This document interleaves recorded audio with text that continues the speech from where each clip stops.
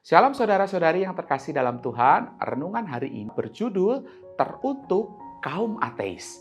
Bahan bacaan kita terambil dari Roma 1 ayat 19 sampai 20. Saudara, seandainya keberadaan Allah menyediakan bukti yang tidak terbantahkan, semua manusia pasti akan percaya kepada Dia. Tapi kenyataannya, masih saja ada orang yang ateis, orang yang tidak percaya dengan keberadaan Allah. Pernyataan ini mungkin terkesan sederhana atau mungkin bahkan terkesan mengada-ngada. Namun pernyataan ini memang pantas untuk kita pikirkan secara lebih matang. Bagaimana Alkitab menjawab persoalan ini? Benarkah bukti tentang keberadaan Allah masih kurang meyakinkan? Jika sudah meyakinkan, mengapa masih ada yang tidak percaya? Untuk menjawab pertanyaan ini, kita perlu memulai dengan penjelasan Alkitab tentang bukti keberadaan Allah. Di dalam Roma 1 ayat 19-20, Paulus berkata, "Karena apa yang dapat mereka ketahui tentang Allah nyata bagi mereka, sebab Allah telah menyatakannya kepada mereka. Sebab apa yang tidak nampak daripadanya, yaitu kekuatannya yang kekal dan keilahiannya, dapat nampak kepada pikiran dari karyanya sejak dunia diciptakan, sehingga mereka tidak dapat berdalih."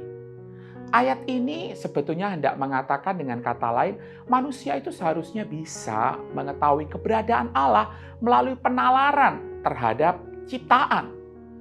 Jika pernyataan ini benar, mengapa masih ada orang yang tidak menangkapnya? Alkitab memberikan dua jawaban. Jawaban yang pertama adalah kegagalan manusia untuk menyadari keberadaan Allah lebih disebabkan oleh tidak mau tahu daripada tidak tahu. Dalam istilah Paulus, di sana dikatakan bahwa mereka telah menindas kebenaran. Ayat yang ke-18. Tuhan Yesus juga di dalam pelayanannya dia melakukan banyak mujizat di depan bangsa Yahudi. Tetapi tetap saja mereka sebagian besar tetap menolak Dia. Sekali lagi ini bukan tentang ketidaktahuan, melainkan pemberontakan. Jawaban selanjutnya datang dari Ibrani 11 ayat ketiga. Karena iman kita mengerti bahwa alam semesta telah dijadikan oleh firman Allah, sehingga apa yang kita lihat telah terjadi dari apa yang tidak dapat kita lihat. Keterangan ini menyiratkan bahwa kejelasan bukti tentang keberadaan Allah melalui ciptaan memang tetap menyisakan ruang bagi iman. Apa yang saudara bisa lihat, khususnya dari ciptaan, tetap melibatkan keyakinan terhadap apa yang saudara tidak dapat lihat, khususnya melalui iman.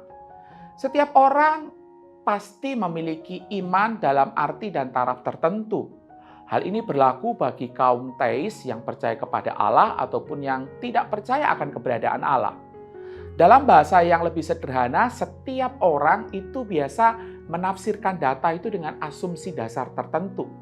Apa yang mereka lihat dari alam ciptaan, alam semesta, dan tubuh manusia mungkin bisa sama. Semua ilmuwan memiliki data yang sama. Perbedaan mungkin baru terlihat pada saat mereka menafsirkan data tersebut. Iman didasarkan pada pengetahuan, tetapi dipraktikkan melalui ketidaktahuan. Allah sengaja menyediakan ruang bagi ketidaktahuan supaya saudara dan saya bisa belajar untuk melatih iman kita. Iman berkaitan dengan pengetahuan, tetapi iman lebih besar dari sekadar persetujuan intelektual. Ada aspek lain yang menentukan.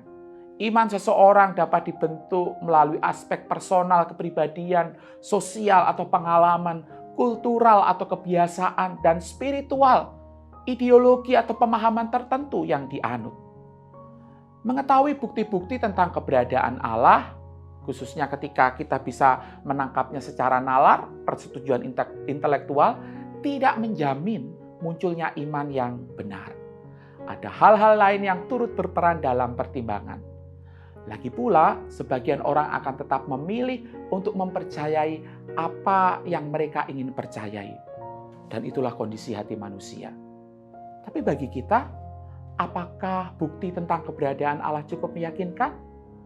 Saya mau katakan, dari kacamata orang Kristen, jawabannya adalah jelas meyakinkan. Ya, buktinya masuk akal, dan sangat meyakinkan. Amin. Mari kita berdoa. Tuhan, tolonglah kami di tengah-tengah tantangan untuk kami boleh bersama-sama melihat akan keberadaan-Mu.